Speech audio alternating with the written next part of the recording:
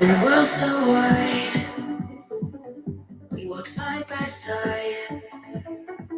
Love and hate collide, trying to decide.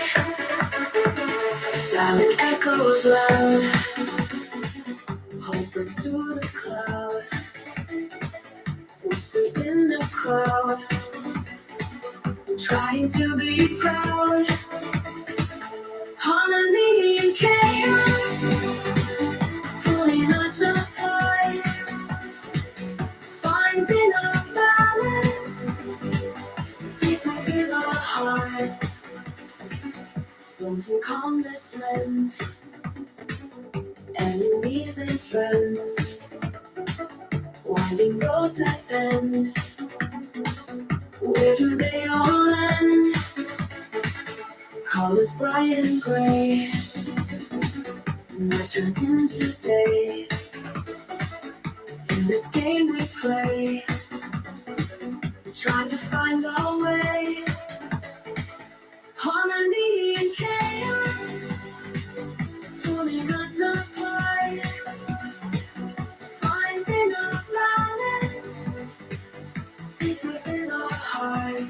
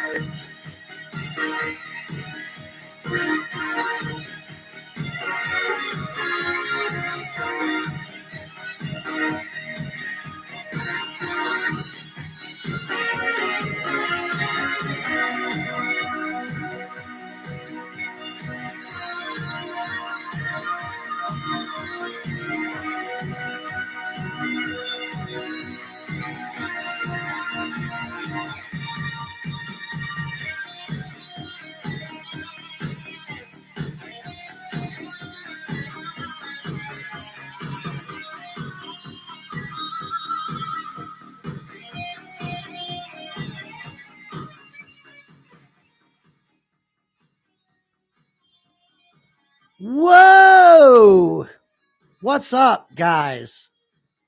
It's been a while since we've done a Kingdom live stream. 2 months.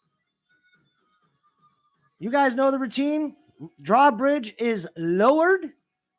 I'm getting ready to make my way down in the throne room as I let you guys file in. We got a lot to talk about with episode 104, man. That episode was absolute insanity. I'm pretty shameless when it comes down to these characters. So much so I should change my last name to Michael Gallagher, VA. If you get the reference, you know what I'm talking about. Is there anything I didn't do in episode 104 to these characters? Brutal fight sequences, changelings and, just changelings dying everywhere, fighting everywhere. Eggman's got a massive new weapon, an F5 tornado. We'll cover it all in this episode. And yes, Twilight was kidnapped again. And if you think that's bad, just wait till the end of episode 105. One of the biggest shockers of the series coming. And it's a filler episode. But anyway, we'll talk about episode 104. Again, getting ready to make my way into the throne room. Drawbridge has been dropped. Y'all can start filing in. We're going to talk about episode 104. Let's get it, guys.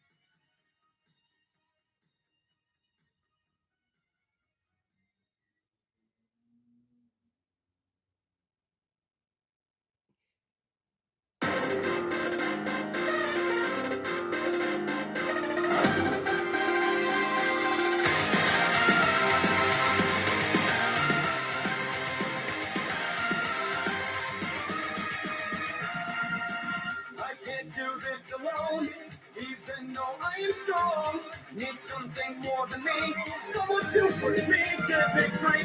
Let's see what we can do together, me and you. Can't be afraid to try. Kiss your fears goodbye. No looking back. You and I were on the attack. Full speed ahead. For the two of us on such a different feeling. Both of us believing we can make it better. Together we saw what we can do. You want us to get up next to you. We're still through until the battle's won. No one's gonna get nothing to us. Into each other we put our trust. Standing united after the fight.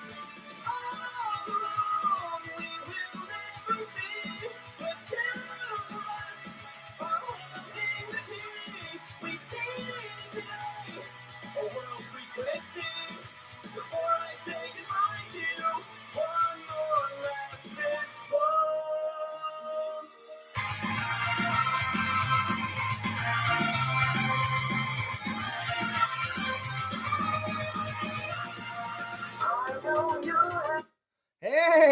right, guys. Welcome to this episode of The Kingdom. Tonight, we are going to cover episode 104 and the insanity that it was. Welcome to the throne room. I am your host, Michael Evans, VA, writer and creator and voice actor in Harmony and Chaos. You guys pretty much well said it in the chat right now. Nicole, the episode was insane. It is insane. Apparently, Boeing the Draconic Quest, aka Brandon, says it put Fantastic Four to shame. Really? Wow. Thank you. I take that as a big compliment. I can't say I got a new camera line, God. It's part of my new laptop. So I didn't buy a new camera per se. It's the camera on the laptop, which I think I've gotten much better quality out of this camera than I actually did out of the camera I was using on my old computer. So, so kind of a new camera. Let's see what else you guys are saying before we get into it. Let's see. Brandon, aka Boeing, says, I would rate it a solid 100. I watched it either 11 or 12 times. That's how much I love it. I'm guilty. I've also watched it probably 5 or 6 times.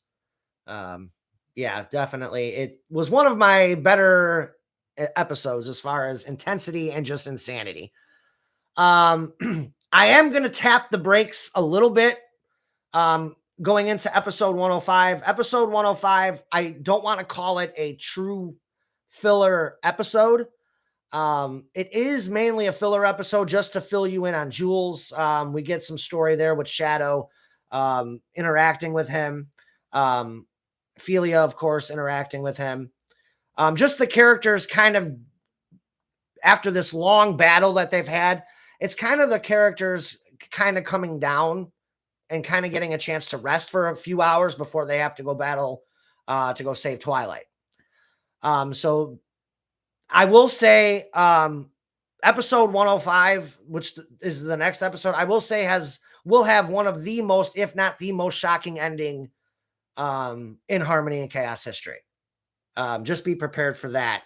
As you guys well know, there's, with the newer episodes, I would say since season 2, even Harmony and Chaos fillers are not your run-of-the-mill filler episodes. Usually something big happens even in the filler episodes. So be prepared for that. Really, I mean, how can we review episode 104? It was a lot of fighting, a lot of violence, a lot of swearing, a lot of we pretty much did everything to these characters we could possibly do in an episode. A little fun fact about the episode, the tornado aspect of it, I honestly was going to do the tornado separately. It was going to have its own separate episode near the end of the season. But I'm going through chronologically in my head, like, can I fit everything I want to fit into season 4 before the season ends? And I came up with the decision that no, I may have to cut the tornado episode completely from the season. And I was like, I really don't want to do that. So I was like, how cool would it be to add the tornado part into this fight sequence? Out of all the fight sequences we've done in Harmony and Chaos, I've never had an actual like storm or tornado hit. I just thought it would be a cool concept to do it. So instead of just cutting the tornado out completely, I threw it into this episode to kind of just spice it up a little bit, give a different view of a fight, which I thought was kind of cool. How they were fighting, they were still fighting Chrysalis and Infinite and the Changelings, and then they had to go and save Ponyville from the tornado. So I just thought it was a cool little thing to add versus cutting it from the season altogether. So, it wound up being one of the best episodes of the series. Honestly, I as I was writing it, I was just like, man, this is really good. And then I put it all together, and then I always watch it once before I put it on YouTube. And even like watching it back on Discord when we did when the cast saw it and we did the Discord viewing of it, I was on the edge of my seat watching it then. And then a week later, I put it on YouTube and I again was on the edge of my seat with the episode. So I really can't say enough about it. It was definitely a thrilling episode. I want you guys to try to save your questions to the end of the stream. This way we can have a good discussion at the end. If you guys have something to ask during the stream pertaining to the episode or a question, just at me and I'll see it eventually. I want to try to have like a good discussion at the end to answer questions and stuff. So I always feel like I'm rushing through or I don't get enough questions at the end. So if you guys have questions, try to save them to the end, unless it's about the episode in general. All right, so we dive into episode 104, entitled "A Changeling Queen Never Changes," and it's very applicably titled, as we will come to find out in the end. Chrysalis never changes. So the episode starts kind of starts off slower. We pick up where we left off on 103 with the shocking ending of Rainbow Dash and Bonnet coming face to face with Jules, who happens to be the father of their significant others. Obviously, Jules is the father of Sonic and he's the father of Ophelia. So both Bonnet and Rainbow Dash got to meet Jules for the first time. The only thing they've really ever heard about Jules is through their significant other. So from Sonic and Ophelia, that's pretty much how Rainbow Dash and Bonnet know Jules. Like they just know what they've been told. So they come face to face with Jules, and Rainbow Dash is kind of starstruck. I don't want to say starstruck, but she was kind of like in awe at first because Jules looks so much like Sonic. And basically, the conversation here is Jules tells Rainbow Dash that he's been here for 15 years. Obviously, we saw what Rainbow Dash's reaction was to the 15 years. She was kind of shocked, like, 15 years? Seriously? You've been here that long?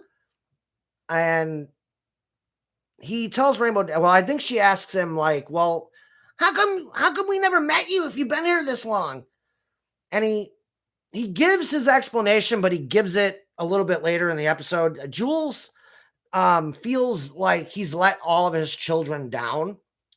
And if you guys have been watching the episodes, you guys know that Shadow and Bonnet left.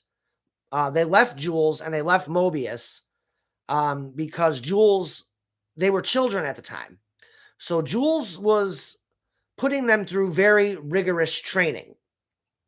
We will find out why Jules did that in episode 105 when he's explaining it to Shadow as to why he was so hard on Shadow and Ophelia. You'll see that in episode 105. It'll get explained. There's a reason for it, and Jules explains it pretty well. But we'll get into that with episode 105. So Jules tells Rainbow Dash, look, I just didn't think my children wanted me here. I've been keeping an eye on things. I was actually at your wedding, yours and Sonic's wedding, Rainbow Dash, and it made me very happy to see Sonic happily getting married. Because as Jules said, Sonic he matters a great deal to Jules. So it made Jules happy to see it. He told Rainbow Dash, I watched it from the balcony windows, mainly because I just didn't want to interfere or cause a scene or any of that stuff. So I just stayed away. But I was there for that. And he told Rainbow Dash again, it made him very happy to see Ogilvy, which is Sonic's canon name, real government name, Ogilvy Maurice Hedgehog. There's another name in there. I forget what it is, but yeah, Ogilvy Maurice is actually Sonic's canon name. It It was in the Archie comics.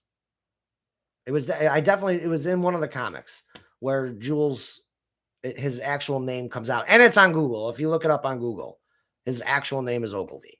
So Rainbow Dash kind of laughs at the name. And Jules tells Rainbow Dash, "Hey, it's a very royal and regal name." And he's like, "Well, it was Sonic's mother, Bernadette, who named him Sonic, gave him the nickname Sonic." I guess Bernadette didn't like the name Ogilvy either. But let's see what you guys say. Yeah. Yeah, Brandon's getting a kick out of Sonic's real name is Ogilvy.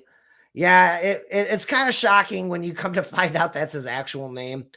It makes you wonder what Manic's actual canon name was at one point. Lion God, I think, is joking. I think he's joking. He put I always thought it was Nikki as Sonic's real name. Oh man. I wonder what Shadow's real name is. I don't know. I tried to look that up. Brandon, and it just still comes up as Shadow. So apparently he doesn't have a funny name or a government name like Sonic does, or Shadow just is his government name, like literally Project Shadow. Let's see. So they start Bonnet as Sonic as Rainbow Dash and Jules are having their discussion. Bonnet kind of freaks out and is like, "Why isn't she waking up?" And Jules explains to Bonnet like what happened. Like she lost a lot of blood, so much so that she went into shock, and she needed a blood transfusion so she could come out of it. So that's why I had to bring her to the hospital. She had to have a blood transfusion. You can't just heal her because she doesn't have enough blood. And if you heal her now, it's just she doesn't have enough blood. She's gone into shock. So she's got to get a transfusion first and then worry about being healed. The discussion continues. And the part that's really interesting is when Bonnet chimes in and says, "Oh, please, this asshole couldn't give two shits about Philia because he abused her as a child." And then Jules fires back at Bonnet and gets absolutely enraged by what she said. He's like, "I never abused them. I was trying to train them. They were the first children I had that had extraordinary powers." That's basically what Jules is trying to tell her. They were the first offspring I had that had these extraordinary alicorn powers. My prior children didn't. So and there's a reason for that, and it will get explained in later episodes. But Jules is basically saying, look, Shadow and Philia were the first of my offspring to have this level of power. So I didn't know how alicorn magic really worked. So I pushed them too hard. I was very hard on them. I pushed them too hard physically to try to make them more powerful. I was wrong, and I didn't realize what I was doing was incorrect. And I don't know, just Bonnet,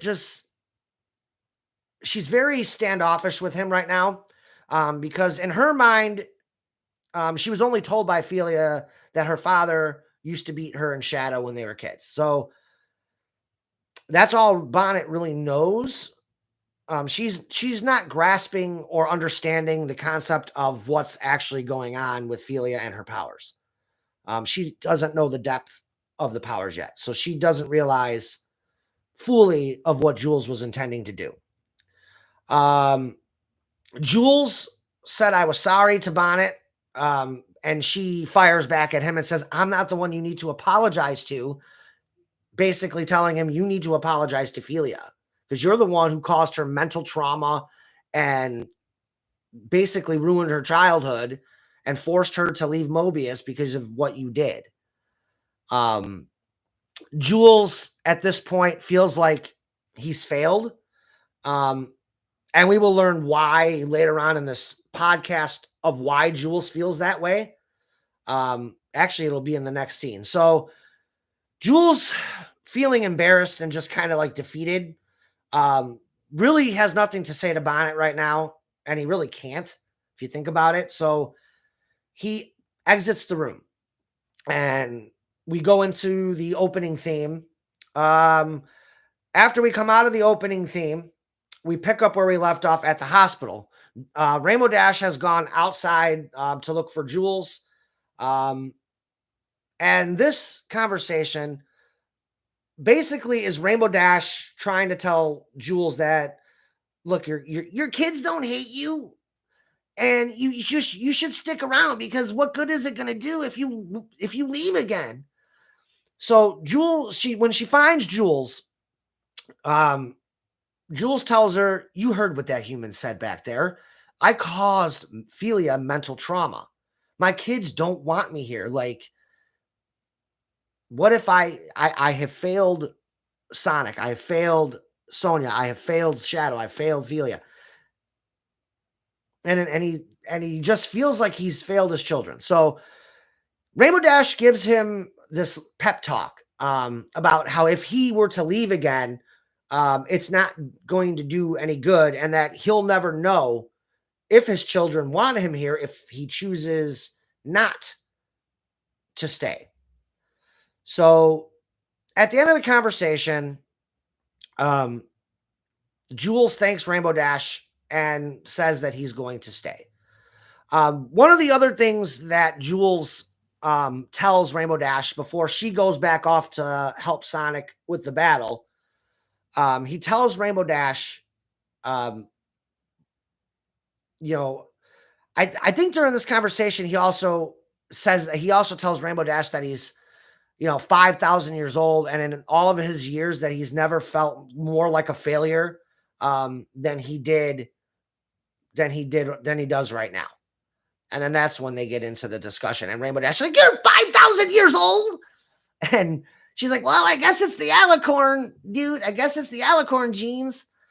So Jules, at the end of this, before we get to the end of it, he tells Rainbow Dash, yeah, I've basically have been here because Manic had warned me about Aeon, and as Jules said, he always thought that Manic's visions were just the dreams of a child. So he never really took Manic's warnings seriously. And I know the question is going to come up at some point. Like, well, okay, well then where was Jules when Aeon was attacking?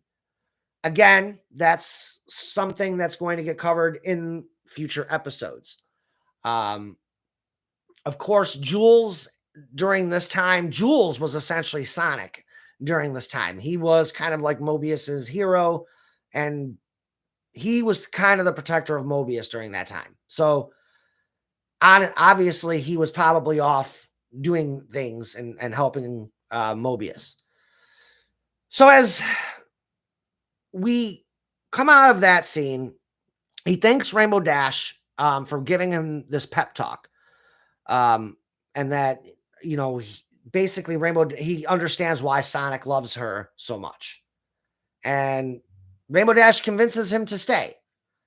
Also, before the end of that scene, Jules told Rainbow Dash about Sonia, and that's when he came to Equestria, because once Sonia was taken, that's when Jules kind of started taking Manic's vision seriously.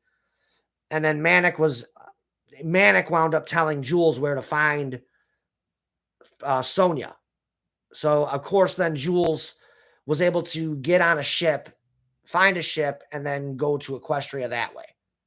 So, yeah, Jules has been in Equestria for about 15 years, as he tells Rainbow Dash, judging off of the holiday schedule.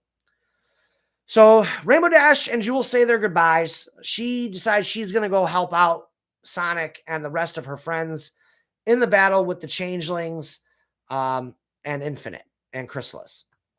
So before we get into the battle, I want to see what you guys are saying here in the chat. Let's see.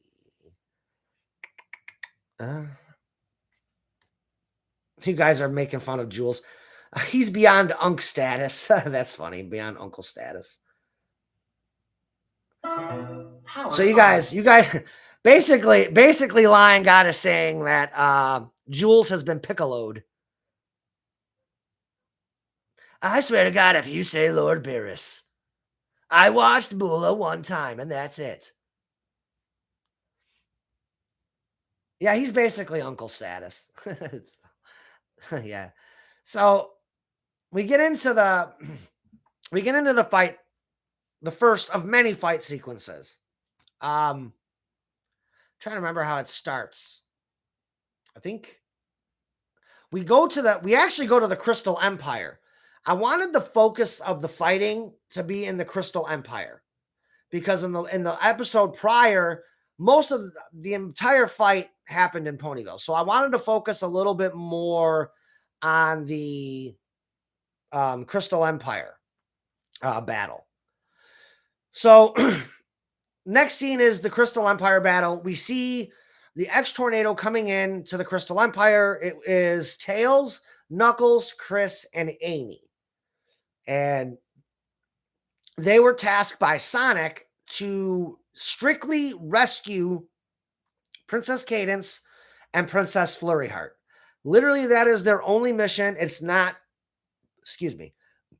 to fight a battle. It is not really to save the Crystal Empire. Their main goal is to get Cadence and Flurryheart out of there so Eggman cannot use them for leverage. So as they fly into the Crystal Empire, Tails and the crew were unaware that Infinite had sent a changeling swarm up to the Crystal Empire. So as they're coming into the Crystal Empire, they are watching Eggman's forces clashing with the changelings. And there's this big, like, energy blast and laser gunfire. And it's basically what a Star Wars sequence would look like, with a bunch of fighters, like a bunch of fighter jets and planes fighting, like the TIE fighters and the X-Wings. So imagine flying into the Crystal Empire and that's what you see. And you're not expecting that. You're expecting, oh, we're going to draw Eggman fire when we come in. We're not expecting to be going into a full-fledged battle already. So as they're flying in, Tails immediately has to start maneuvering around changelings and buzz bombers and all kinds of egg bots that are firing at him. Chris opens fire, and then we got this. Then we have the X Tornado getting involved. They're looking for a safe place to land, and at the start of the battle, Tails obviously did not see a place to land near the castle because the fighting is so heavy near the entrance of the palace. So they have to make another pass. And during this time, Eggman had decided, forget the battle bots. I want to shoot that X Tornado out of the sky. I want to fire. I want to show how powerful our weapons are. Prepare the Crystal Heart Cannon. Which so basically what he does here is he's got two prototype Phantom Rubies that have Unicorn and Alicorn magic in it. So he kind of wants to use one of them to power the Crystal Heart Cannon that he has created. So as the X Tornado crew is fighting off changelings and buzz bombers and shooting them down and trying to figure out where to land, Eggman unleashes this, I guess if you want to call it, at minimum, it's going to be a city destroying blast from the Crystal Heart. So this big laser comes shooting out of the Crystal Heart, narrowly missing the X Tornado as Tails pulled out evasive maneuvers to get out of the way of this thing. Obviously, we saw what the blast is capable of. It put holes straight through the mountains, and it made it to Ponyville in a couple of seconds. The blast from this thing made it shot past Ponyville and off into outer space to the point where Sonic's like, holy shit. And Twilight confirms that blast came from the Crystal Empire. And then Shadow says, Eggman, what the hell have you done? So Eggman has basically created and turned the Crystal Heart into this weapon of mass destruction. So they think it's capable of destroying a planet. It probably is. I don't know. I'm definitely going to give it city destruction magnitude. So if you guys are questioning that, it could at least destroy a city. So Sonic and everybody else in Ponyville, they get this blast past Ponyville in a matter of seconds. And yeah, holy fish face. Yeah. So so they're kind of in shock. Really that's all you get there. And then we go back to the Crystal Empire where we see the Tails and Chris react to the Crystal Heart cannon. And Knuckles at this point is just yelling at Tails, Tails, get this thing on the ground so we can get off. You know, just get this thing as close to the palace as you can. What do you think I'm trying to do, Knuckles? So the entire X Tornado crew is just in shock over what Eggman did to the Crystal Heart. Eventually, Tails finds a place to land. Tails decides that he cannot abandon the X Tornado because it'll just be, what good will the X Tornado do just being a sitting duck to be destroyed? So he says, I have to keep flying this thing so it doesn't get destroyed by the ground forces. Chris, take my gun. You're going to need it. So the X Tornado crew gets out, all but Tails, and they storm the Crystal Palace. Well, as you guys know, the Crystal Palace has an elevated floor that drops down to let people up. So it's like an elevated floor. So you either need pony magic or, in this case, a password. Well, Knuckles and Amy and Chris don't know the password, and I don't have alicorn magic. So how are you going to lower the floor? Amy decides that she's going to smash this console with her hammer. If I'm not mistaken, Boeing, I think that elevated floor is canon. Double check me on that. I'm pretty sure it is. Because they don't have, if you look, there's no actual entrance to the Crystal Palace. I think I actually saw them go up on a floor once. Maybe I'm getting my shows crossed. I don't know. I could have swore. But it's canon for 8C. Oh, is there a door off to the side? I don't know. I never saw the door. So I always thought they kind of like dropped the floor down because it's like a security measure, kind of like a drawbridge. That's like the Crystal Empire's drawbridge where the floor kind of drops down with magic. And then it lets ponies up. I think it's an elevated floor. I don't know. Okay, well, I always thought like that was kind of like their drawbridge. But in Harmony and Chaos, it's a drop floor. All right.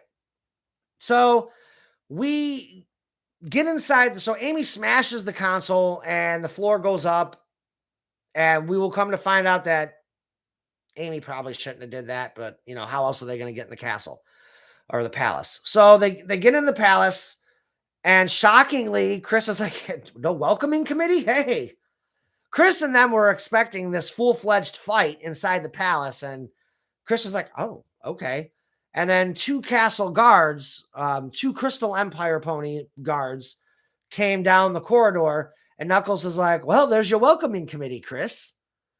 And Knuckles says, okay, that's close enough, you two. Thinking that they could potentially be changelings. So Knuckles is kind of like, that's close enough. And they immediately say, oh, you have nothing to worry about. We're sent by Princess Cadence because she said that you guys were here. So we were sent here to take you to her. And Knuckles said, look, no offense, but you could be changelings. And the one guard is really offended. Like, how dare you compare us to those disgusting creatures? And it's a long story short. They wind up trusting the guard ponies, and the guard ponies take them to to Princess Cadence and Flurry Heart.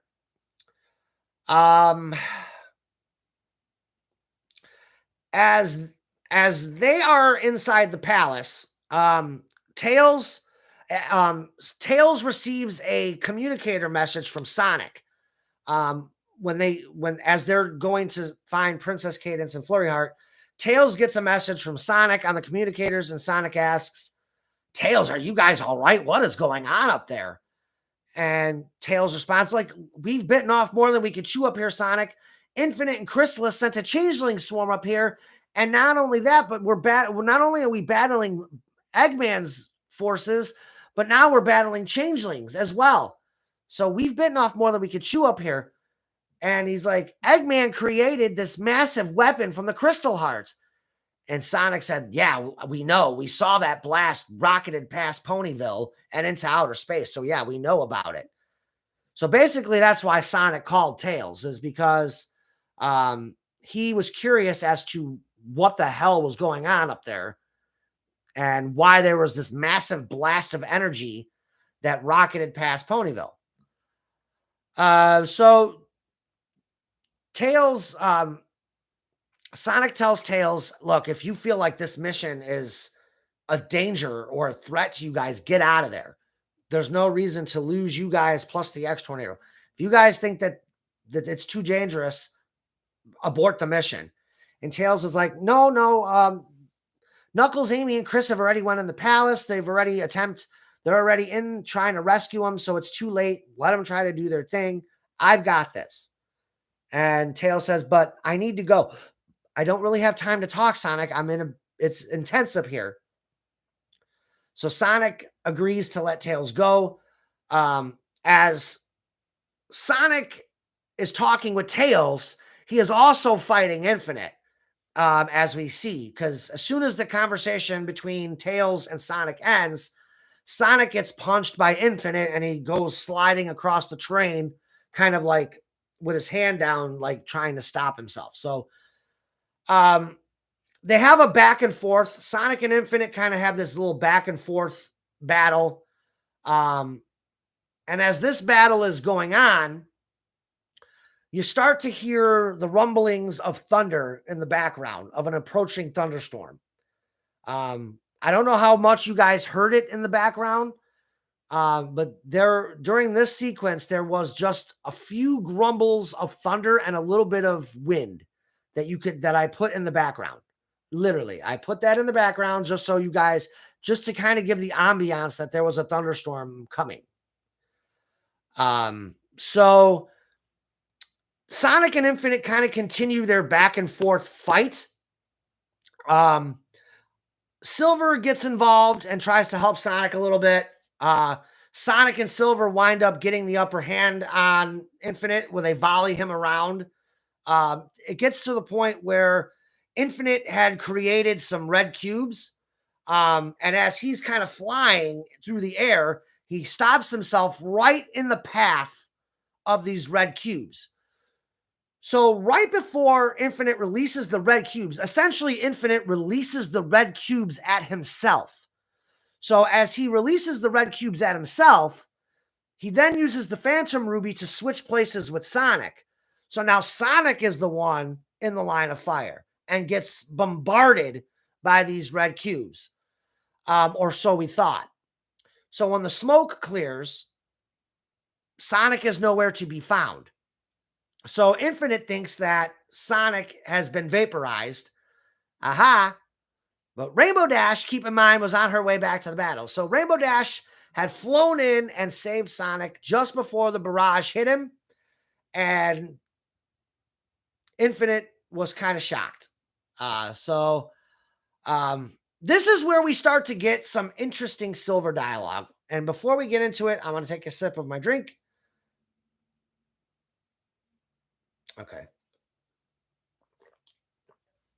Okay, so after Rainbow Dash rescues Sonic from the barrage of red cubes, this is where we start to find out that Silver may have a little secret. Like he's hiding something. What is Silver hiding? So throughout the entire series, we all know that Silver in canon Sonic has had some pretty spectacular powers. He's capable of pretty much of alicorn abilities and unicorn abilities, where they can use telekinesis, psychokinesis. He's also telekinetic. He could read minds. He's capable of doing a lot of things that a magic pony can do. So giving the hint that he also could potentially be part pony or part alicorn. So we start to get that Silver dialogue where he says, where after Rainbow Dash saves Sonic, he's like, oh, whew, I thought I lost him again. Now keep that in mind. That line is very important for Silver. Oh, I thought I lost him again. Talking about Sonic. And I know what you guys are thinking, probably a lot of questions. Like, what does he mean by that? So as this scene progresses, Infinite goes into some dialogue where he and Sonic are talking, and Sonic again is pleading with Infinite to like give up his evil ways. Like, dude, I know you're not evil because you treated me kindly. You showed me mercy. And basically what Sonic was saying to Infinite was, when I was Eggman's prisoner on his ship last week, basically, you were nice to me. You could have killed me, but you didn't. And Infinite says, look, I already told you I have an immense amount of respect for you. You deserve better than being slaughtered on Eggman's ship and dying as a helpless prisoner who couldn't defend himself or getting turned into a robot. Again, Sonic makes one last plea toward Infinity. He says, look, I know what that Phantom Ruby is made of. I know it's made of Dark Swirl and Soletta's magic. He's like, let me help you. He was like, it was only a month ago I was under their control. So I know how evil their magic is, and I know that you're potentially under their influence. You're not a bad guy, Infinite. Let me help you. And he's like, you don't even know me. He's like, back on Mobius, I was a mercenary. For the right price, I would commit murder, is basically what he told Sonic. That if the price was high enough, he has essentially assassinated people for money. So he's like, you don't know me. He's like, this Phantom Ruby doesn't control my thoughts. It just gives me my powers that I need to take over this world and defeat you. So for some reason, there's just this immense respect. I don't know why, but Infinite has a respect for Sonic just because of his reputation. We actually saw that in the episode where Sonic is on Eggman's ship, where he's like, he even told Sonic, like, we could have used you that day. You know, where were you? We could have used you that day. Oh, you're all right, Elijah. I get it. Like, I've been wanting to nap all day myself. I've been fighting off napping today myself. So as this scene progresses, Silver chimes in and says, look, your logic makes no sense at all, Infinite. And he's like, of course it wouldn't make sense to you. You weren't deemed as a pathetic failure. So of course it wouldn't make sense to you. You didn't lose your whole family. And Silver says, look, he's like, you think you're the only one who's ever lost a family? My father is dead because of me.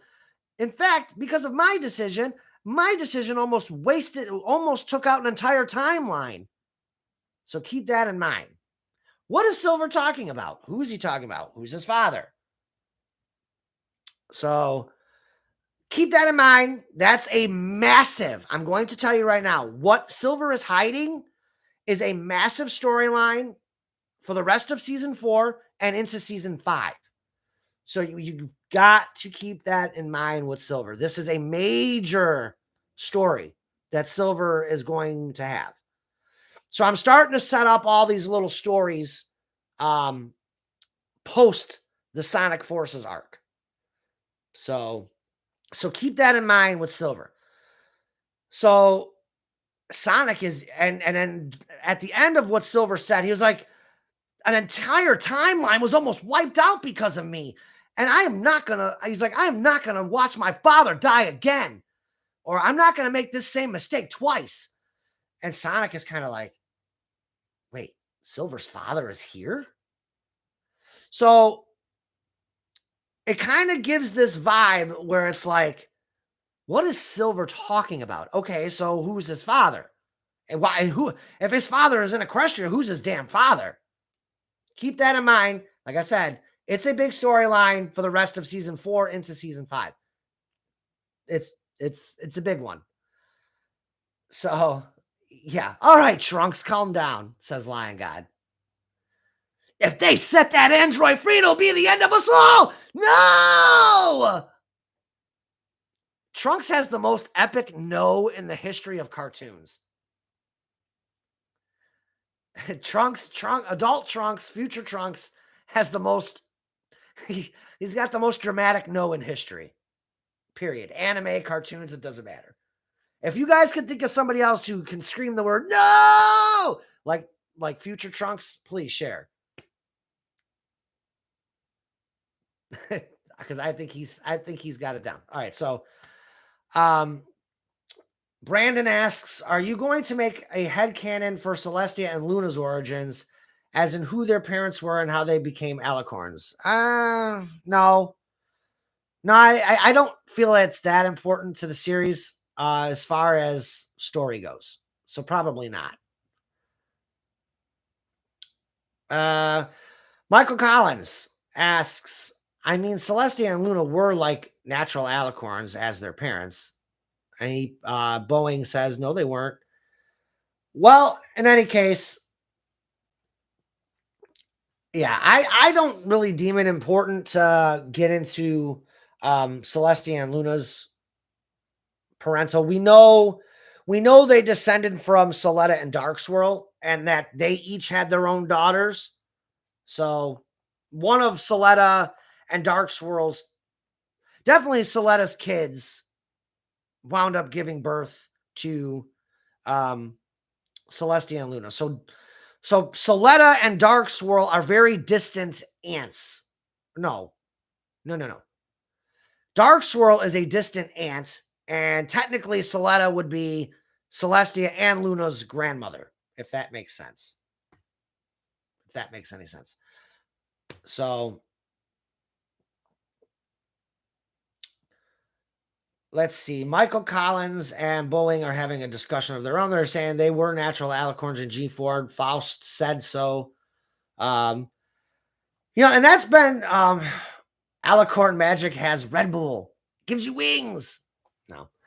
But anyway, back into the episode. So you're kind of left on this mini cliffhanger. So I kind of leave the Silver moment right there, where I kind of leave it on that little mini cliffhanger right in the middle of the episode. So you got a little bit of it. Just one little puzzle piece that you can add to your puzzle or start with. All right, so we progress. We go back to the Crystal Empire at this point. No. We go back to the we go back to the hospital. I'll say we go back to the hospital because the thunderstorm was just starting and you could hear the thunder. Also, actually, I missed a whole part. So, yeah, I missed an entire part. So again, we go back. Let's go back. So as Sonic is having his discussion with Infinite, Chrysalis is off having her battle with Thorax. And at one point, Thorax gains the upper hand on Chrysalis, and he's about to kill her. Chrysalis gets saved by Bokun because Bokun kind of flies in and is like, hey, wait. You can't kill Chrysalis. And you got to watch this message first. It'll explain why. And this is meant to be kind of like funny. Like this is like a little jab at humor. Because if you've watched Sonic X, if you guys watched Sonic X, Sonic, literally, with Sonic's power, when Sonic was caught off guard, he literally got Yamcha'd by Bokun with one of his bombs. And we're talking Yamcha'd, like Sonic Ling and Yamcha form. So Bokun's bombs are pretty powerful. If he can Yamcha Sonic with it, it's a pretty powerful bomb. So Thorax, of course, is like, all right, I doubt it. I doubt this is gonna save Chrysalis's life, but okay, I'll watch your stupid message. So as he's watching this message, kaboom, it explodes. At this point, Bokun has already gotten Chrysalis away, a safe distance away. And Bokun and Chrysalis kind of have their little dialogue where I don't know if he tells Chrysalis in this moment or if it's during the tornado where he tells Chrysalis that he's got a crush on her. I think it's later on. But anyway, she gives him a kiss on the cheek and she thanks him for saving her life.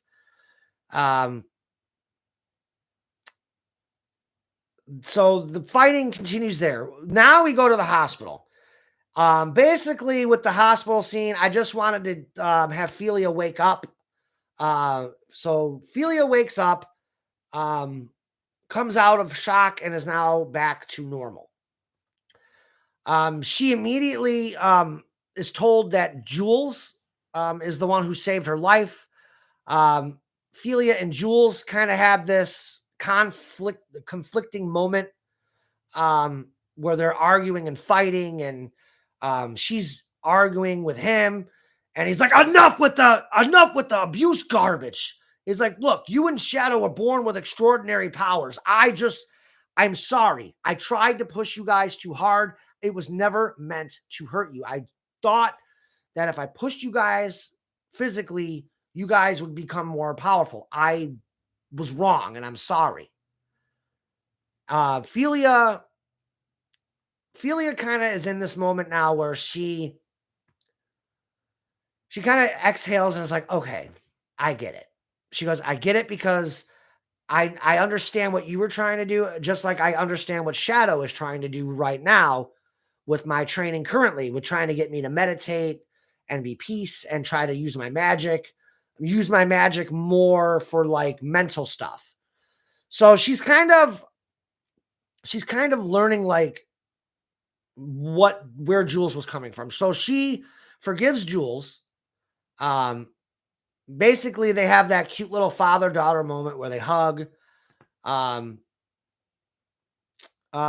in this scene, Jules, Philia was very adamant about wanting to go fight, to go back off and fight Infinite and want revenge. And Jules kind of laid into her, like, you made this mistake last night when you tried to attack Infinite, and look what happened to you. You have no powers. You can't fight him. All you're going to do is get in your brother's way and allow Infinite to use you to perhaps beat your brothers.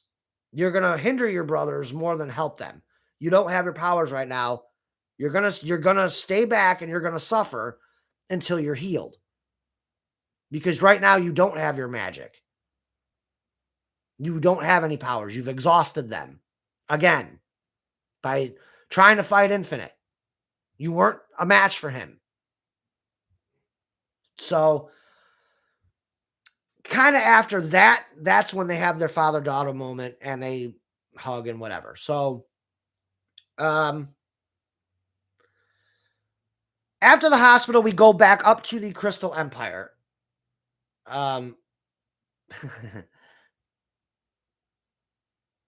That's pretty funny. Elijah says, poor naive Thorax, and then he puts a consequence of running in blindly. Yeah, definitely. Philia just trying to be a hero when she was told not to. Because Shadow already knew that she wasn't going to be able to match power with Infinite. He knew that. So him and Twilight told her to just protect the children. That's your only mission. Protect the children. Don't try to fight Infinite because you're not going to win. But I digress. We go back up to the Crystal Empire. Knuckles, Amy, and Chris have now met up with Princess Cadence and Flurry Heart. And Cadence is inquiring as to, this is it. Where's everybody else? Cadence is unaware of what is going on in Ponyville. She didn't know that there was a whole other attack in Ponyville. So, oh, what's up, Solar? Solar in the chat spawns in. So, Cadence asks, where's everybody else? And then this is when Knuckles, Chris, and Amy kind of tell them, yeah, they're in a battle in Ponyville against Chrysalis, the Changelings, and Infinite. They kind of have their hands full, so it's just us. We need to get you we were told by Princess Celestia and Sonic to rescue you and Flurry Heart to get you out of the Crystal Empire so Eggman cannot use you as leverage. Cadence, as usual, decides that she is that she doesn't want to abandon the Crystal Empire. And Knuckles is like, no, Knuckles said, no, we were told by Princess Celestia to rescue you. Like, you won't have an option here. Like, we'll deal with Eggman later. Right now, there's that massive, we got bigger issues to deal with in Ponyville with Chrysalis and Infinite. So we got to deal with them first. Our only goal is to get you out of here. And the guards reassure Cadence that everything will be fine. They will keep the Empire safe, or at least try to keep the Empire safe while she is gone. She reluctantly agrees and she leads Knuckles, Amy, and Chris through the secret passageways of the Crystal Palace. Congratulations, Solar. I did get a haircut. Yes, I got a haircut. But yeah. Let's see. So they go through the secret passageways of the Crystal Palace to get to the main lobby of the Crystal Palace. When they reach the main lobby, Amy is kind of like, well, we really, we can't really get out here because I kind of destroyed the control console to get us in here. And Cadence is like, oh, great, wonderful. And Knuckles like, oh, don't worry, we could just jump out the window. Oh, and Chris is like, yeah, I don't have to worry about breaking both of my femurs as we jump from the third story of a palace. Yeah, great. So Tails is like, or Chris is like, well, why don't we just call Tails and have him, we could shatter the window, yes, and then just have Tails pull up next to it, knucklehead. Like, why would I want to jump 3 stories to my death? And Knuckles is like, oh, yeah, that's a good idea. You won't have to worry about jumping to your death now, Chris. I will answer that in a minute. Hold on. All right, so Boeing asks, what's a femur? The femur is the biggest bone in the human body. It is, oh God, you're going to make me lift my hairy leg up. The femur is this bone right here. It is the biggest bone in your body, and you don't want to break it, because if you break your femur, it is I've heard it is the most painful injury you will ever have. So yes, it's basically what holds the top. It's basically the bone that gives you the flexibility, that holds your knee. It like holds your whole leg in place, basically. Leg reveal. Stop it, Lion God, stop it. But no, your femur is a bone that connects. It basically is. It's basically the support. Okay, you know how like on a house you have your support beams and load bearing walls that you can't knock out. Basically, that's your femur bone. Your femur bone is basically your load bearing wall, essentially. You don't want to break that bone. You break your femur, it's the end of your professional sports career. No doubt about it. You're not coming back from a broken femur. So anyway, As they're trying to figure this out, they get attacked by General Eberron and the Changeling Swarm that is going through the Crystal Palace. If you recall in the last episode, General Eberron has broken into the palace and he tried to kill Eggman, but that's when Eggman decided to flee. So currently, General Eberron is looking for Eggman. And then he happens to run into the heroes plus Cadence and Flurryheart. Cadence kind of pleads her case to General Eberron, like, look, we don't want any troubles with you, Eberron. And he's like, you may not want troubles with me, but I have a score to settle with all of you. So they begin attacking them. Chris, Amy, and Knuckles do their best to defend a magicless Cadence and Flurryheart, who have no magic. If you recall, Eggman has their magic inside of the prototype rubies. So they are essentially just bystanders at this point. Chris is shooting down changelings with his laser gun. Amy smashing them with her hammer. At one point, General Eberron challenges Amy directly. He charges at her. She dodges out of the way. Chris starts to fire his gun. All of his shots miss Eberron.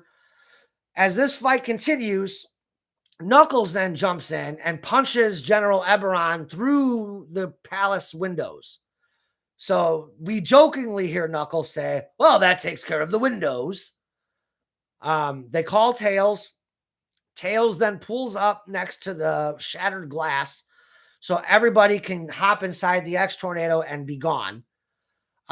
Chris provides cover fire for Cadence and Flurryheart as everybody gets onto the X-Tornado. That was the easy part. Now the hard part is Tails navigating his way out of the Crystal Empire with the X-Tornado and everybody's lives intact. So as they go to fly out, they are met with changelings and they are met with buzz bombers. Tails is trying to do all these barrel rolls and evasive maneuvers. Chris is killing changelings with the machine gun on the X-Tornado. And then we see Eggman prepare another shot from the crystal heart cannon. So he fires another blast. Tails is able to dodge it by flying up into the air and getting out of the blast range. At this point, they now come face to face with Eberron, who has recovered from Knuckles' attack. They try to kill him, and they failed. So as basically Tails is able to, he hits the thrusters really hard, and they're able to basically escape the Crystal Empire. So as they're flying out of the Crystal Empire, Chris can't help but notice the damage. I will say this. I didn't put this in the episode, but you will come to find out that Eggman,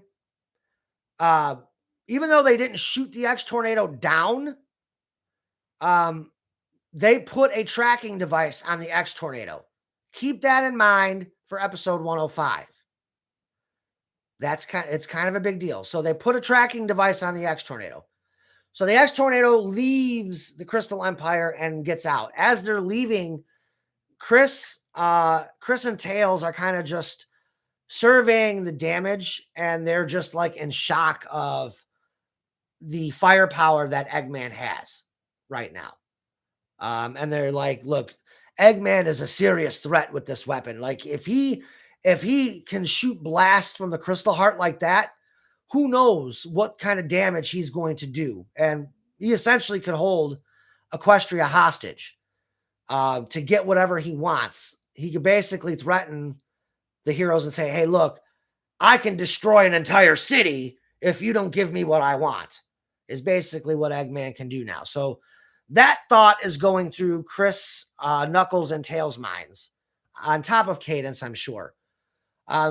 So after they get out of the Crystal Empire, Tails makes a call to Sonic to inform Sonic that they have the princesses and that they're going to Canterlot to drop the princesses off. is at this moment, Sonic and Infinite are continuing their battle. Sonic says, "Great, finally something went right today." And they keep fighting. And again, you start hearing the thunderstorm again. Like the thunderstorm is getting a little bit louder. I upped the volume on the thunderstorm. So you kind of get the sense that there's this impending storm that's coming. So as this fight progresses, Sonic gains the upper hand on Infinite, to the point where Chrysalis then meets up with Infinite and says, "We need a plan B." And Infinite's like, "Well, what are you talking about?" She goes, we need to take this fight back to the Hive, where basically Sonic and Shadow can't use their Alicorn magic because Pony magic and Discord Chaos magic can't be used. So Chrysalis runs this by Infinite, and she says, "Look, we're going to need more forces. I need you to revive my changelings who have died." And Infinite says, "There's no point because Sonic is not going to give me the time to do it." He's like, "Whatever this plan is, we need to do it now." And that's when Chrysalis tells Infinite, well, Bo-Kun followed Rainbow Dash back to Sweet Apple Acres, where the Princess of Friendship is. She tells Infinite, "We need to go to Sweet Apple Acres so we can take Princess Twilight and bring her back to our Hive." Sonic says, "Look, whatever she's planning isn't going to work, not while I'm around." Long story short, they fly off. They wind up flying off, and Rainbow Dash immediately notices that they're kind of flying off toward the area of Sweet Apple Acres.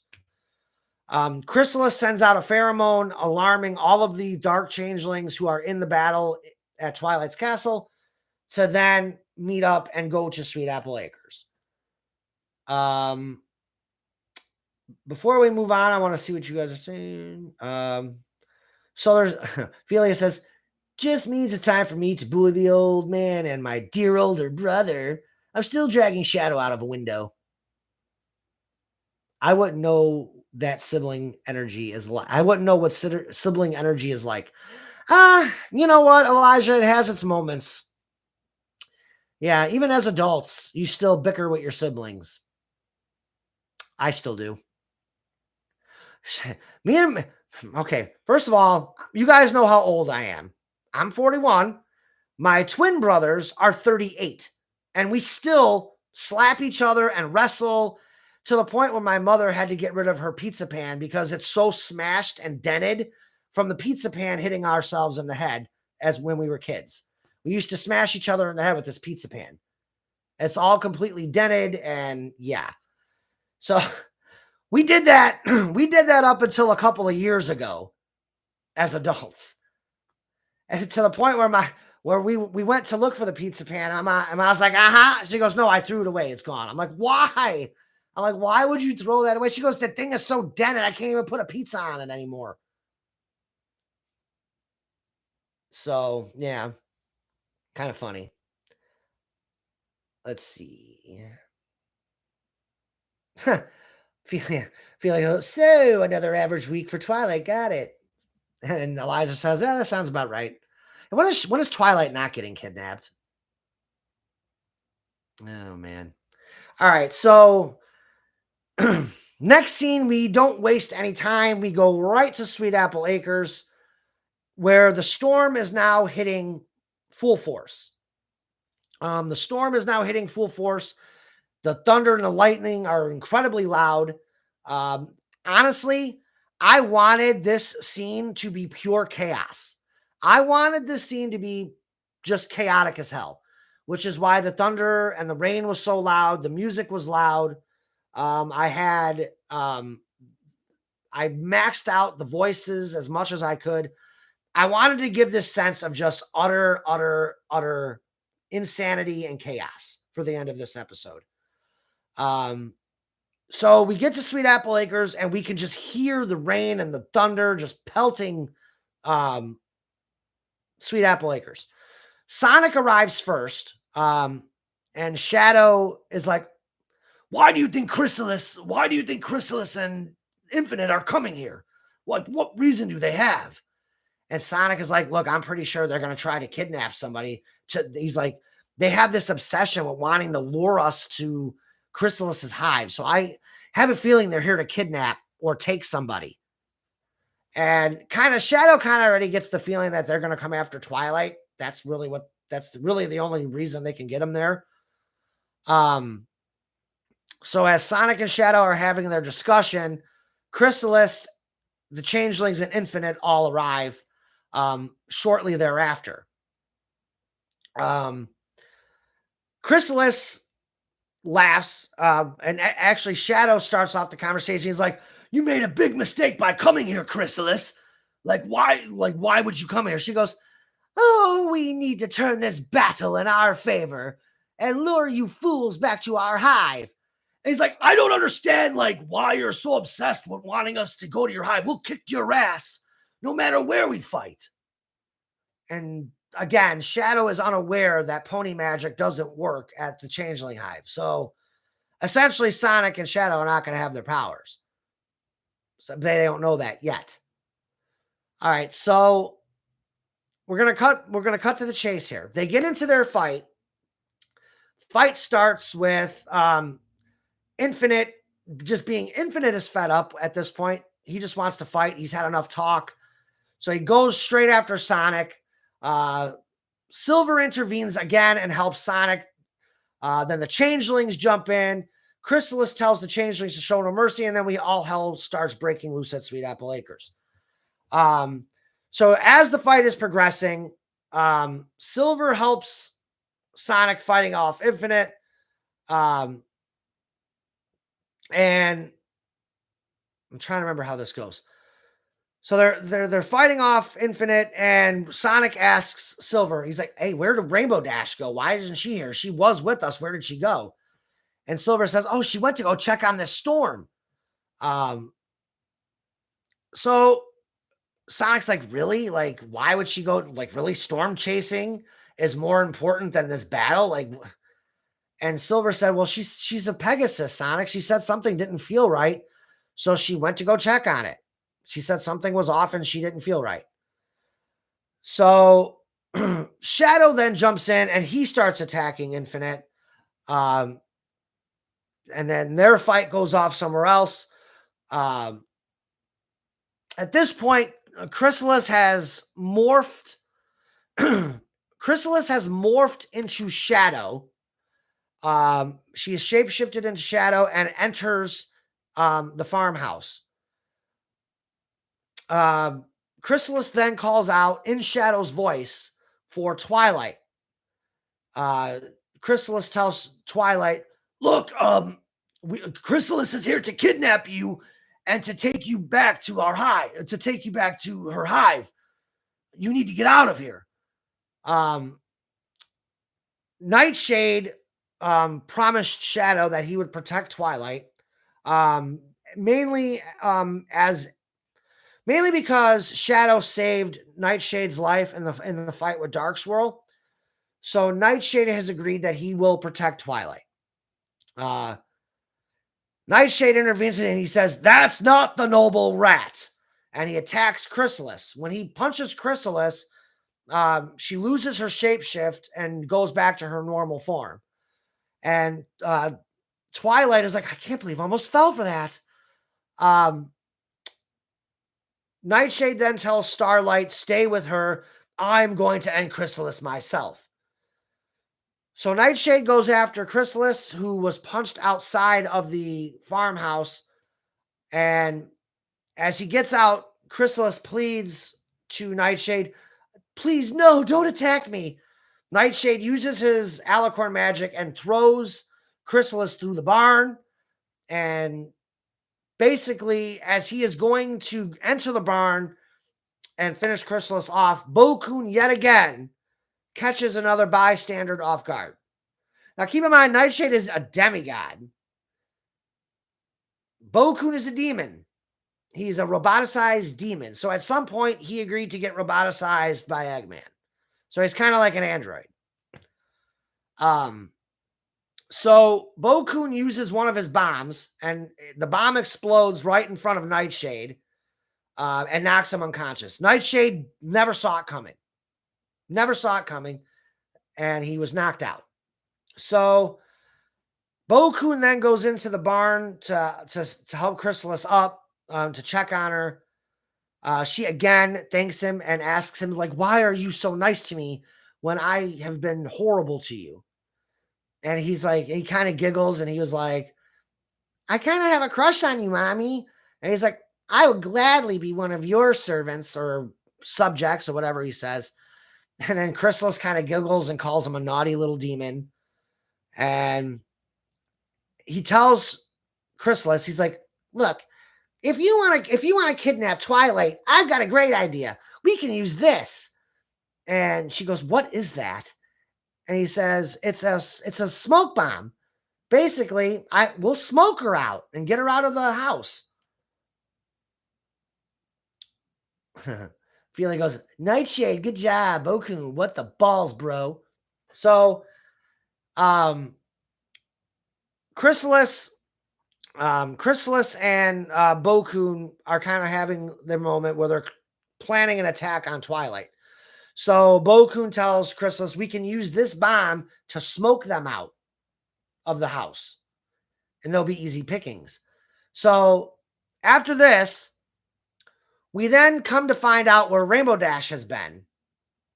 Rainbow Dash was checking on the storm because she sensed that there was a tornado or felt like something was off. So she confirms there's a tornado just a couple of miles outside of Ponyville. It's not just any tornado. It's an F5 or EF5, if you're so inclined, tornado. So it's a massive tornado. Rainbow Dash flies back to Ponyville, and as she's flying back, she says, after everything we've done in this battle to try to keep Ponyville safe, I'd be damned if I let a tornado destroy it. So she flies back to Sweet Apple Acres to try to warn Sonic and everybody that this tornado is on the way. At this moment, there's still some fighting going on. No, Chrysalis and Bo Kun then throw the smoke bomb. So right after this scene with Rainbow Dash, Bo Kun throws the smoke bomb through the farmhouse windows. So now the farmhouse fills up with this smoke. Now, keep in mind, Twilight is pregnant. She really shouldn't be inhaling smoke bomb smoke or tear gas smoke, of all things. So they come rushing. Everybody comes rushing out of the farmhouse, outside into the elements, into the storm, and they basically take off. No, I have not, Plush. I have not seen the new FNAF 2 trailer. So they all rush, and they rush towards the CMC clubhouse. And as they're running, Chrysalis has summoned her changelings to go after them. And then Chrysalis and Bo Kun then go after him. Now keep in mind, there's a massive storm hitting. It's torrential rain. Wind is everywhere for this incoming tornado, so there's dust flying around. It's a chaotic scene altogether. At this moment, Sonic yells at Silver and says, hey, I just saw a bunch of changelings go off in that direction. And then Rainbow Dash shows up. And Rainbow Dash is like, Sonic, we got a big problem heading our way. And Sonic goes, I'll say, where the hell were you? Silver said you went to go check on this storm. And she goes, there's a massive tornado heading straight for us. Really, Dash? You left a big battle to go storm chase? She goes, you don't get it, Hedgie. This tornado is so big, it's going to decimate Ponyville. Look for yourself. There it is. Basically is what she says. Do you not see it? So as this tornado is approaching Ponyville and Sweet Apple Acres, Sonic finally sees it. And he's like, ugh. And he's like, holy crap. And she goes, we have to stop that thing. And Sonic goes, he's like, are you out of your mind? You can't stop that thing. And she's like, I can, Sonic, and I will. She's like, you do what you do. I'll go handle the tornado. So, and Sonic's like, no, are you crazy? And she's like, Sonic, I'm a Pegasus. This is what I do. This is what Pegasi do. They control the weather. Like, this is my thing. Let me do my thing. So she flies off, and Sonic is like, no, Dashy. So now Sonic is worried about Dash. Silver comes out of the Silver kind of like says, Sonic, there's nobody in the farmhouse. And then that's when Silver sees the tornado. He's like, ah, crap, what is that? And Sonic's like, he's like, yeah, Rainbow Dash is going off to stop it. I have to go help her. And Silver's even like, is she crazy? She can't stop that thing. And Sonic's like, yeah, but we have to help her try. Because if we don't, it's going to decimate Ponyville. So Silver's like, ugh. He's like, have I told you how much I've hated the last 20 hours of our lives? Because basically they've been fighting for the last 20 hours. You go back to the night before, they were at the Grand Galloping Gala, and then they had to fight Infinite's army. And then after that, they went to Ponyville. So yeah, they've been pretty much fighting for about 20 straight hours. So Silver's kind of like, oh, man, really, after everything we've gone through, great. Yay, let's go get our quills ripped off by a twister. Woohoo! That's Silver's exact words. So they go off to fight this twister. We go back. This is why I said this scene is meant to be freaking chaotic. So we bounce.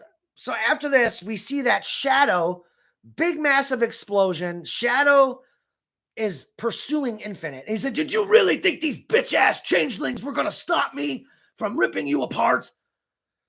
This part, Shadow absolutely decimates Infinite. Infinite at this point has been weakened substantially. He hasn't had time to heal himself. He really hasn't had a chance to recover. So Infinite is now starting to feel the effects of this battle. Shadow at one point during this literally kicks Infinite across the train, and then he teleports above Infinite, and then he takes his foot and smashes Infinite's face into the ground. Literally full force into the ground. And then that's when we kind of see Infinite coughing up blood. Shadow then kicks Infinite over. But before Shadow could really do anything, after that, Shadow rips off the Phantom Ruby and he throws it to the ground. Now keep that in mind. Instead of destroying the Phantom Ruby, Shadow rips the Phantom Ruby off of Infinite and throws it to the ground. So now Infinite has no powers at all at this point because the Phantom Ruby is laying on the ground.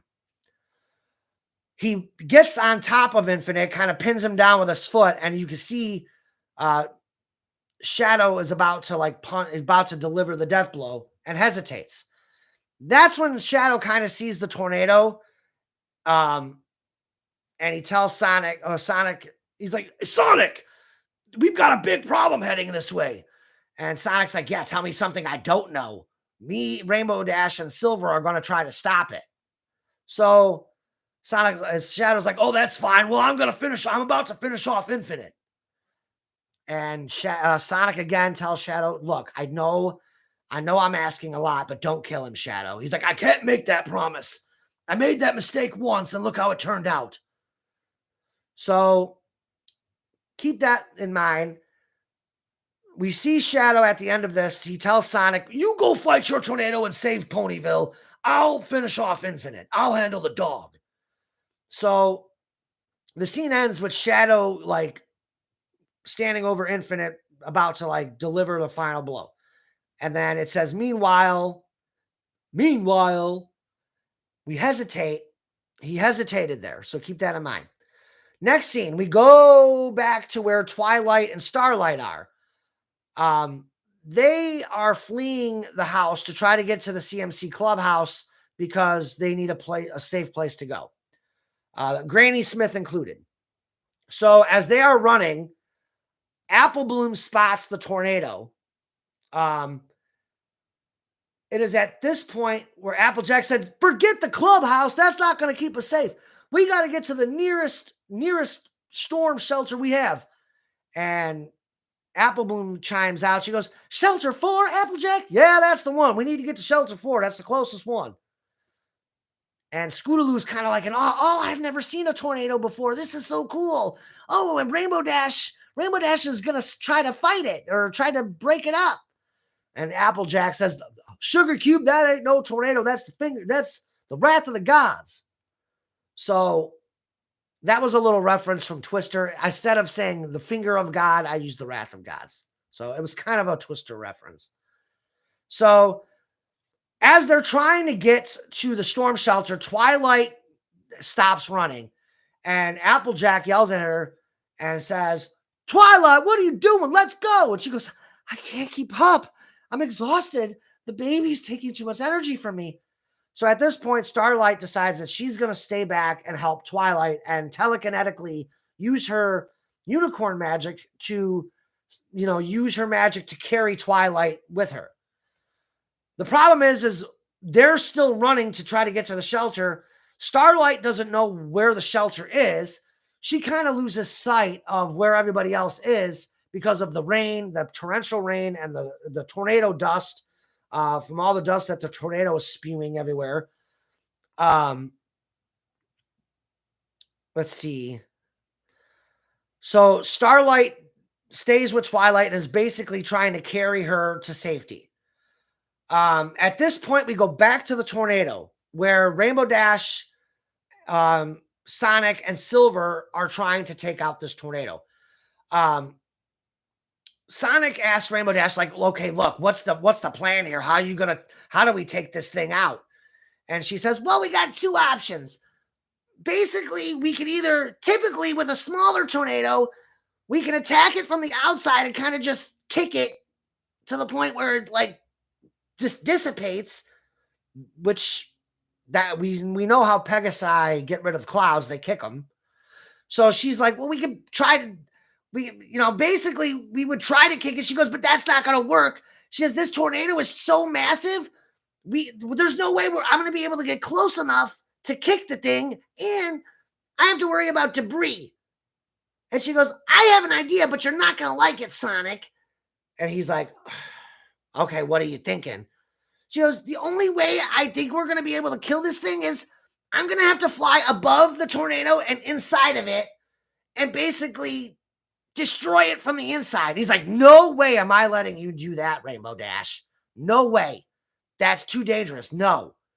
And he goes, maybe I could try to Psy-loop it. Maybe if I could get around and do a Psy-loop, I can destroy it that way. And then Silver's like, a Psy-loop? Seriously? He's like, you're not going to be able to get close enough to that thing. The wind alone is going to push you back. And plus, you got to dodge all the debris. He's like, Silver, come on.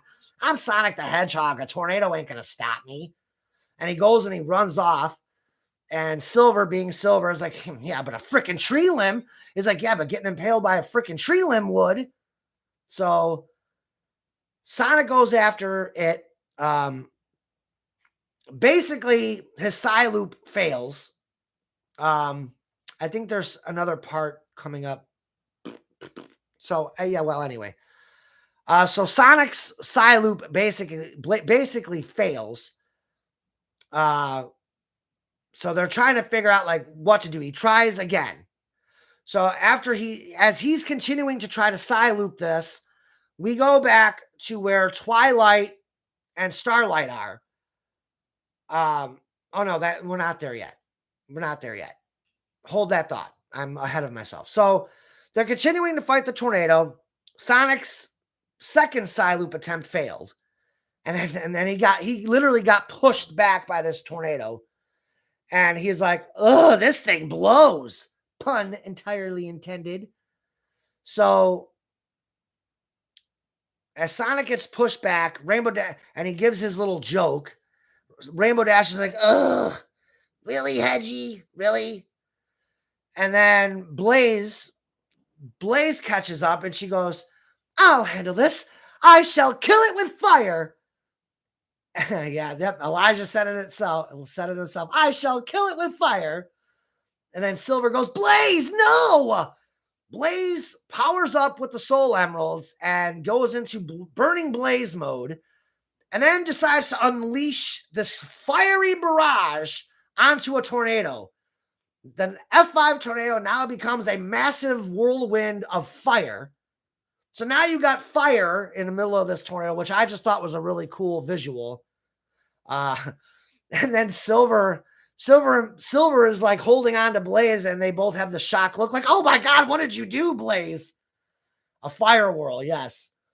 So Blaze essentially created this massive fire NATO, and Rainbow Dash at this point has had enough. She's like, that does it! You Mobians are finished! Let the pro handle a tornado. I'm doing this myself. You guys are not helping. So Rainbow Dash just flies off in a rage. And Sonic is like, oh, God. She's actually going to try to... He's like, no, Rainbow Dash, what are you doing? And Silver's like, what's she doing, Sonic? And Sonic tells her, no, she's going to try to destroy this thing from the inside.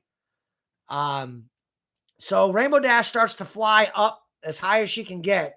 As she's flying up, she is getting sucked back toward the tornado's vortex. So she's got to get above the storm as high. She's got to get as high above the storm as she possibly can. So it's so dark up there. Rainbow Dash can't really see what her height is. So when she starts off to go after this, to start the Sonic Rain Boom, she's not really quite sure of where her height is. So she starts flying toward the tornado, and as she's flying toward it, the vortex starts to suck her in. So now she's picking up speed. She's even picking up more speed than what she normally does. So the tornado literally sucks her straight into the vortex. She gets sucked into the middle, through the top. And the hard part is for her, like, timing the Sonic Rain Boom. So she bursts with one last burst of speed, and the Sonic Rain Boom, like, decimates this tornado from the inside. It blows the vortex up, destroys the rotation, and literally the tornado spits her out, and she bounces across the ground, and she gets injured a little bit. So Rainbow Dash has successfully beaten this tornado with the Sonic Rain Boom, and is now lying on the ground, kind of hurt, just banged up a little bit. I wouldn't say she's hurt. She's banged up. So Sonic tells her, great job, Rainbow Dash. You stopped the tornado. At this moment, we then go back to Twilight and Starlight. And Twilight is exuberant that Rainbow Dash has stopped the tornado and has saved Ponyville. The storm is still going on. It's just basically rain and lightning at this point. So now, as Twilight and Starlight are having their discussion, they get attacked by changelings. They get completely surrounded by changelings, and Starlight tells Twilight to run. I'll clear you a path. Once she goes, I don't know if I can. She goes, I'm so tired. So Starlight fires this blast of energy, killing a bunch of changelings in the process. She clears this path for her and Twilight to run down and to try to get away. So Twilight takes off and starts running. And just as Starlight is about to follow, she gets attacked by Chrysalis. Chrysalis then yeets her into a rock. She hits the rock and is kind of like, ugh. And then Chrysalis says, after 2 years, I get to finally exact my revenge on you, Starlight Glimmer. Then Twilight uses her magic to save Starlight, to kind of intervene and to try to save Starlight. So at this moment, Twilight decides, I have to fight for myself and for my baby, because if I don't fight for us, we're going to die.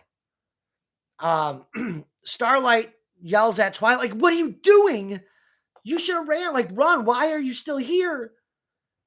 So they continue this fight. Chrysalis tells the changelings to seal Starlight in a cocoon, that she is going to feast on her after the battle's over. So now, as Chrysalis starts to attack Twilight, Starlight kind of fights off the changelings and breaks free and is able to intervene and help Twilight. So they start fighting with Chrysalis, and at one point, Twilight gets involved and punches Chrysalis through a bunch of the apple trees.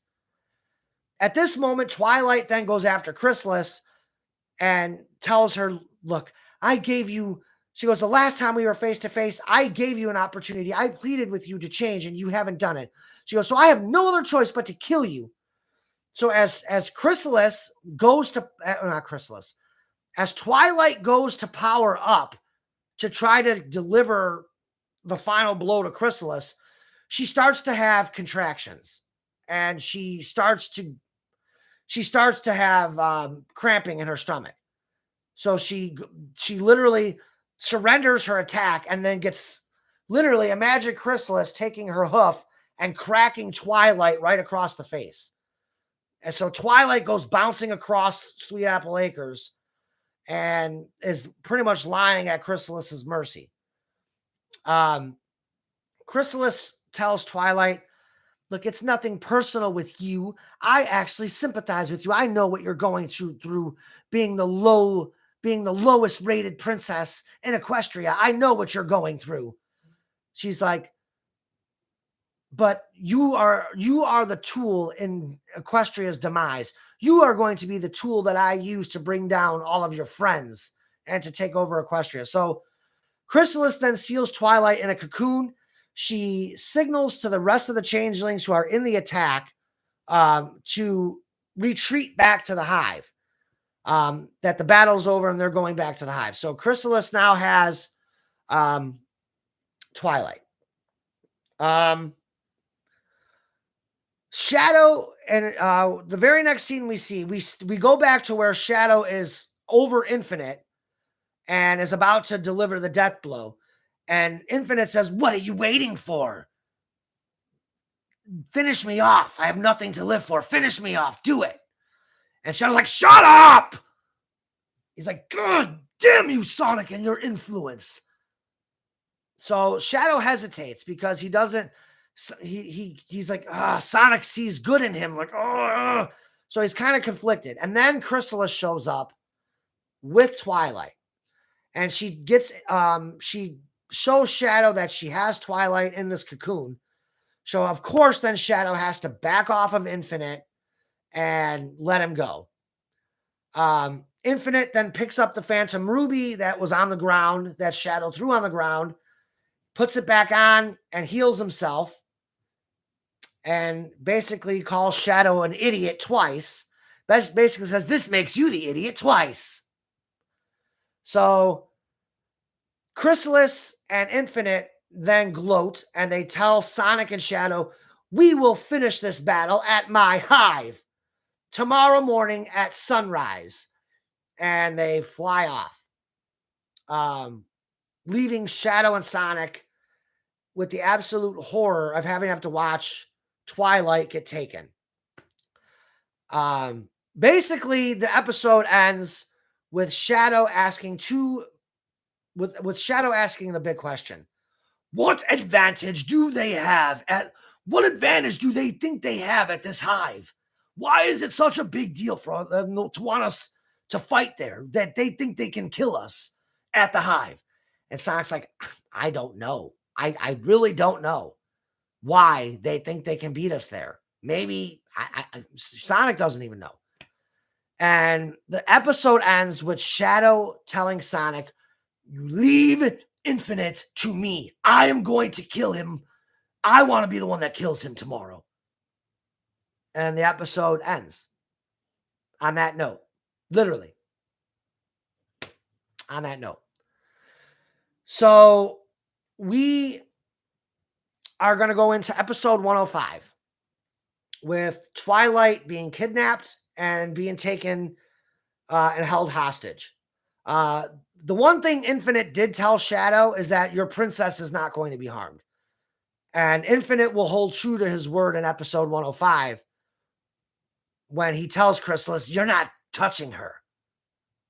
He's actually going to step in and tell Chrysalis, you're not laying a single hoof on this princess. Period. So, again, in episode 105, you'll start to see that Infinite still has those moments where he kind of still has a conscience. So, yeah, that will be in episode 105. So basically that's the episode in a nutshell. Just pure insanity. It just ends in pure insanity. Now, like I said, episode 105 is literally done. I'm on the last scene right now. It's literally done. I'm writing the final scene right now. The shocking ending, which is one of the most shocking endings you'll ever get with Harmony and Chaos. It's pretty shocking, at least up to this point. I say that all the time, but it'll for a filler episode, it packs a wallop at the very end. So, yeah. So basically all we have left to do, I just got to write the last scene, put together the prior recap, and then do the closing credits and then get it voiced. That's literally all that's left for this episode. So I'm going to say within the next 3 weeks, episode 105 possibly will be out in about 3 weeks. Don't hold me to it.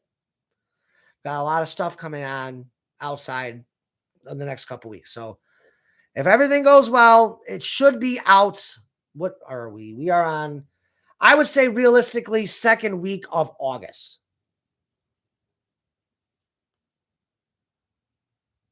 So yeah.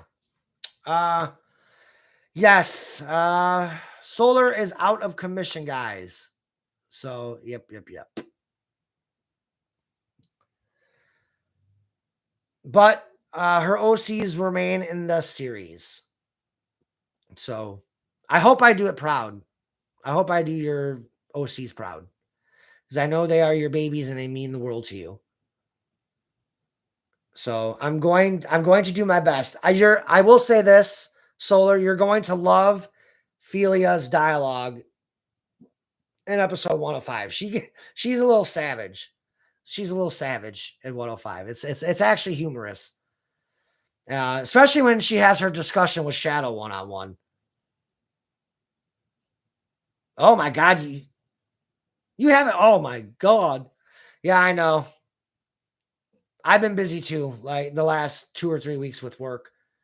Overtime. We have overtime has returned to my work. So we've actually, to save money, we've actually been carpooling. I've been working so late that I actually get off at around the same time as my boyfriend does now. So we've been carpooling the last couple of weeks. Yeah, Solar is incredibly busy, which is why one of the reasons why she left HC. She's got a lot going on, a lot. So I know I myself, I know Elijah, Plush. We've all been auditioning for paid roles on YouTube. So I know, yes, Solar's mental health as well. It's been busy all around for a lot of my cast. We're all very busy. Outside of Harmony and Chaos on top of it. Yes, and physical health. I needed a break. So yeah, we're all trying to like better ourselves. Let me put it this way. My voice actors and the people who I have friends that have worked on this series, we're all wanting to move forward with wanting to get paid and turn this into a career, whether it's voice acting or other VTubing. All of us want to get paid for the hard work we do on this.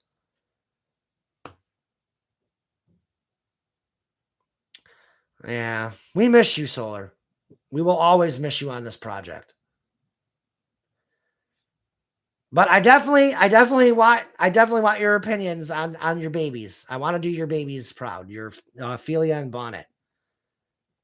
So it was. I agree, Elijah. It was fun. We had a fun ride.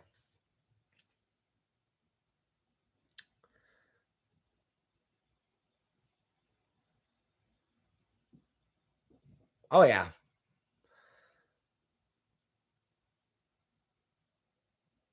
Ophelia also says Solar's never really gone from HC because of us.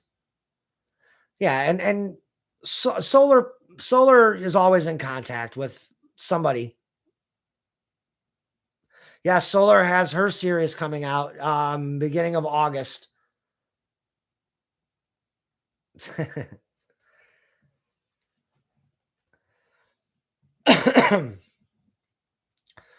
Um, I will keep you guys in the loop about other projects that my VAs are involved in. I know a couple of them might be in some other projects as well. So I'll keep you guys in the loop if any of those they get onto any of those series. You want me to live react to your what is it? The Insanity Project? Oh my god. Yeah, I should. You mean like actually like live react as I'm watching?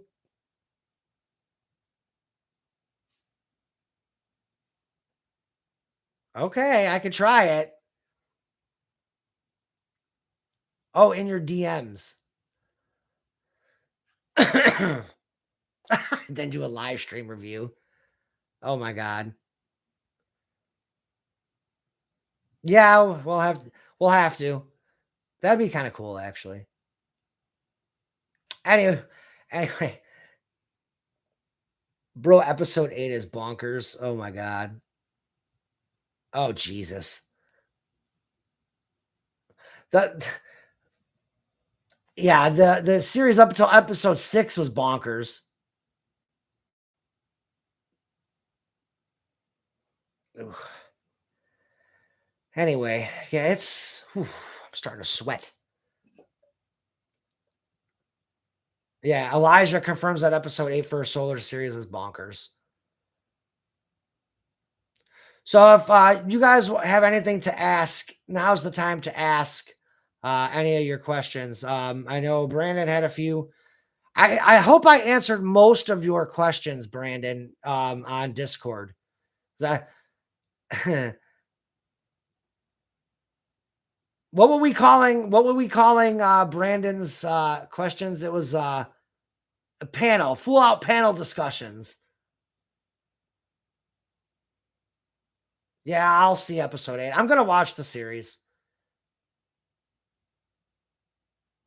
Yes, Lion God. There is. I did see that on Twitter. The Twitter post. There is indeed, in fact, going to be a My Little Pony action movie. You want to know who I hope they use?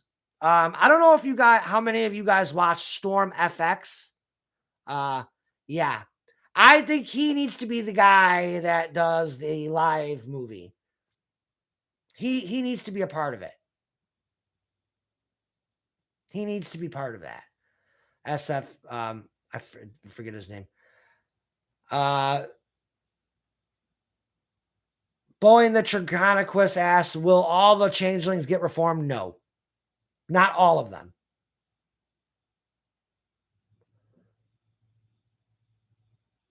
I can confirm that Solar is correct. She has busted tooth and nail on her series.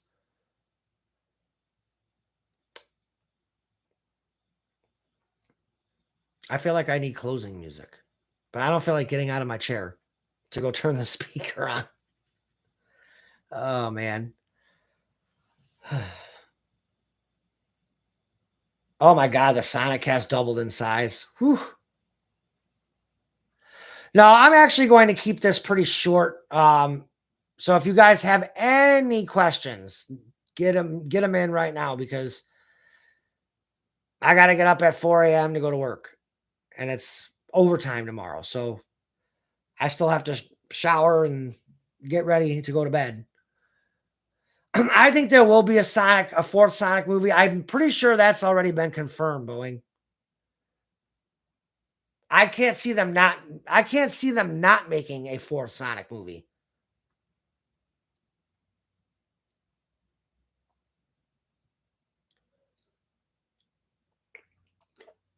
Yeah, Geezer has a new schedule at work.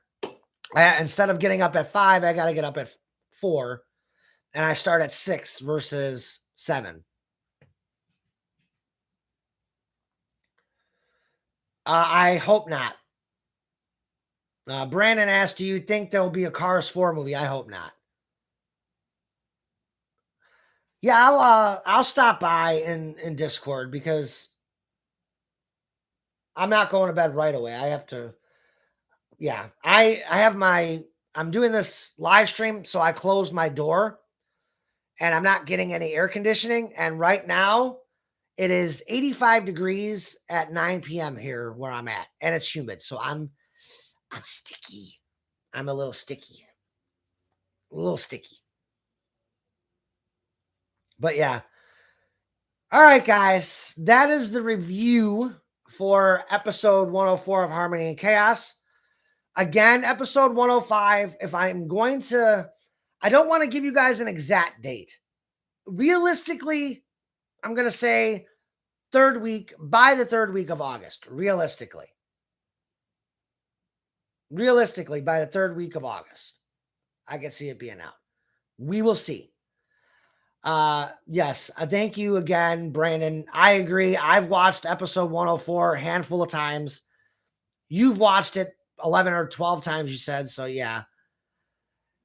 Again, episode 105 is a filler episode, but you know, HC fillers are a lot different than your average filler. So I don't just put out crap with fillers. I give you guys stuff that's meaningful.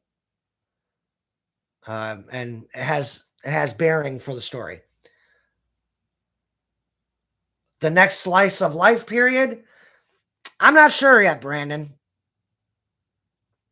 It's coming. The peacetime, I call it peacetime. The peacetime episodes, though, they will start getting more and more into peacetime at some point. But again, with Eggman being in Equestria, can you really have peacetime for a long period of time with Eggman? Not really. Oh my God, I'm not going to spoil that.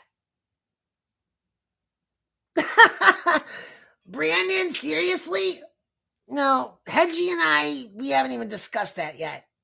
Well, we have, but my Pegasus ball career is number one right now. When will I get pregnant? That's so funny. Well, I'm kind of like, now that I know that I'm having twins, I kind of like don't, I'm not ready for that. Brandon thinks Eggman is going to be locked in Tartarus. Maybe. I mean, that thought has crossed my mind. Lion God says we're not there yet. Yeah, right. Right, dude. Like, seriously, I'm like a Pegasus ball player. Tyrek will, I think Tyrek will be. And as a matter of fact, like, Tyrek technically kind of has been already. Huh. Hunter says, oh, come on. I'd love to be an uncle to those speed demons. Elijah, do you really want to get Piccolo? Do you really want Hunter to be Piccoloed?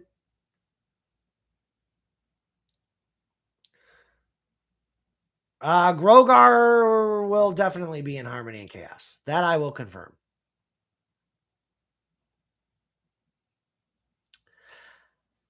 Yeah. I don't think I don't think the fans are ready for 105. Now that you mentioned, I may not be ready for your 8th episode, but I'm going to tell you right now, I'm going to have a group of my fans are going to be very, very pissed at the end of episode 105. I already know I'm going to have a group of angry fans. I already know, but yeah. Yep. It'll be fun though. I guarantee you guys are going to love episode 105. You guys are going to love it. For a filler episode, it's very good.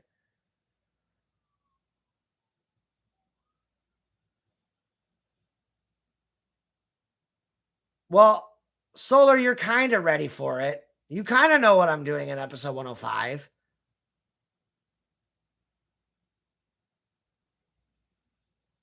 I kind of told you what happens.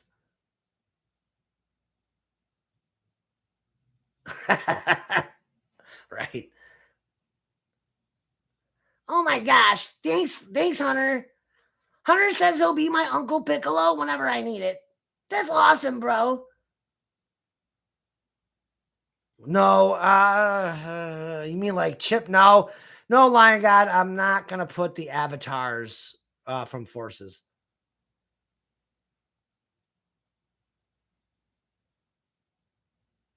Yeah, and don't try to get spoilers out of Solar, please. She's not one to spoil things. She has her own project. She knows how important it is not to spoil stuff. You're not going to get spoilers out of her. I miss you too, Philia. All right, guys. I'm going to go ahead, put the kibosh on this live stream. I got to start winding down, shower, go to bed, and get up bright and early for work. So, and do overtime. So, going to be fun. The yellow robot. Are you talking about Lucky? Boeing asks, will that yellow robot from Sonic X be in Harmony and Chaos? You must be referring to Lucky, the little garbage can looking thing. I think his name is Lucky. He talks like this. Me, me, me, me, me, me, me, me, me, me, me, me. I think he does. I think that's how he talks. I think his name is Lucky. Oh, Emerald. Oh, no. Emerald's not. Emerald is not. I thought you were referring to Lucky.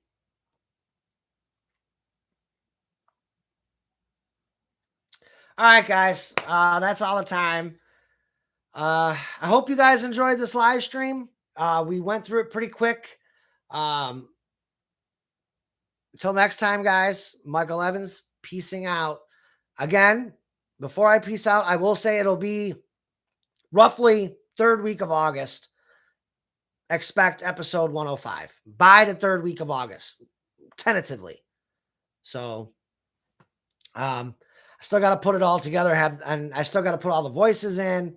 I still actually technically have to send the scripts out yet and finish the episode itself. So I would say don't expect it until minimum third week of August. But all right, guys, that's all. Be safe out there. It's hot. I think pretty much everybody has 100-degree heat, so stay hydrated out there. Be kind to each other. Be good. And I love you guys. Till next time, Mike Evans saying so long, everybody.